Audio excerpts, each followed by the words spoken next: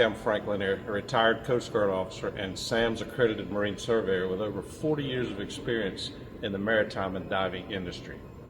I've amassed literally thousands of photos of all the bad things I've found on boats during my career as a Marine Surveyor. So what we're going to do today is take a look at some of my favorites. We're going to take a look at each picture. We're going to discuss why they're evil, and we're going to discuss what you need to do to correct them.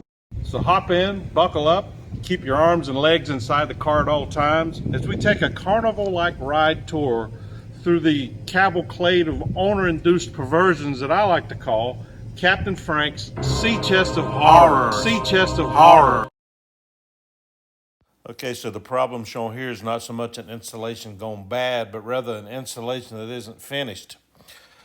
The photo shows an exhaust outlet for a generator, one that, according to the owner, failed a number of years before and had long been since removed from the vessel. Rather than properly capping it or removing the now unused through hull, the owner just simply chose to do nothing. The resulting hole created by the open through hull now effectively reduces the vessel's freeboard, which is the safety margin against sinking, from roughly 3 feet to 3 inches.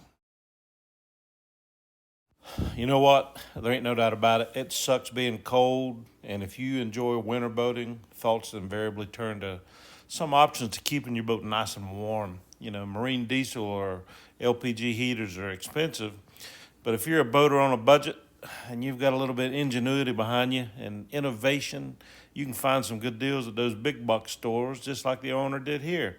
Plus, who doesn't like the warmth pumped out by the flesh-searing, cheery red glow of a wood-burning stove? If you take a good look at this picture, you'll see that the stove is suspended by chains. So I guess the cabin gets the full benefit of 360 degrees of radiant heat. This also gives it kind of a quasi-gimlet effect. An added benefit should the owner maybe want to use the top as a makeshift stove to whip up some fried chicken. When I conduct a marine survey on a boat, it shouldn't be any surprise that the propane or LPG system gets a healthy dose of scrutiny, as it is one of the few systems on board that can actually blow the boat up. So this picture that you're looking at now is it's a photo of a LPG supply hose connection at the rear of a stove. Yeah, I looked at it and the line tied to it was kind of a head scratcher for me for a moment till the owner came up behind me and explained what was going on. You know, he said, that fitting leaks, and I could smell gas every time I use the stove, and we all know that ain't good. So I fiddled around with it, you know, I'm handy that way, and I found out when I pulled up on the hose and put pressure on the fitting at a certain spot, it stopped leaking. I took a spare piece of line, tied it up, and man, problem solved. Well, you know, it goes without saying, but here we go. Your LPG system is one of the few systems on board, as we discussed earlier, that can usher you into eternity via a bomb-sized ball of exploding flame. There should be no leaks, and if you find one or you think one exists, immediately shut off the fuel and don't use the system until it is fully inspected by a competent marine technician. A pressure or leak down test for the LPG system is something that's easily performed, and it should be conducted on a regular basis. The propane system should have a gauge installed, and the purpose of that gauge is not to tell you how much fuel you got, although it will do that. The purpose of that gauge is so you can conduct this leak down test. And the way you conduct a leak down test is, with the appliances off, you open the tank supply valve and remote shutoff or a solenoid valve if you've got one. So you're pressurizing the line from the tank all the way to the stove or the heater, whatever the system is. Then you leave the remote solenoid open and you close the tank supply valve. Observe the pressure gauge reading and let it set for about 3 minutes.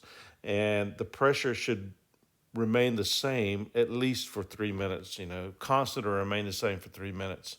A drop in pressure, of course, indicates a leak in the system, at which point the entire system should be checked for leaks.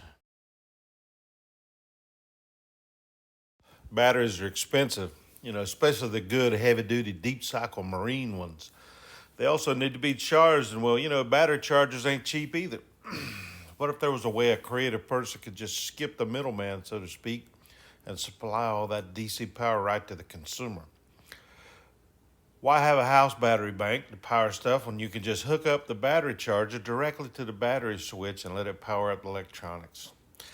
This is what we're looking at here. The two yellow circles you see, or where the battery charger alligator clips are connected to the battery switch. And the other side of that, well, that's going right to the battery charger itself.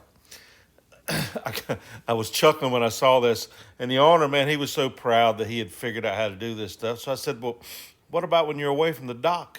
You know, how do you use electronics when you're away from a dock? He said, well, that's the beauty of it. He said, the solution is just to simply fire up the generator while everything's, while you're underway, and power up everything, with the battery charger, using it to provide DC to the electronics. It's obvious there's a multitude of problems with this approach. One being, relying on the unstable DC power provided by a cheap automotive style battery charger, which, can damage your electronics, by the way, to the use of spring clips or alligator clips to make the connections. None of your battery connections or battery charger connections should be used using a spring-loaded alligator clip or spring clip.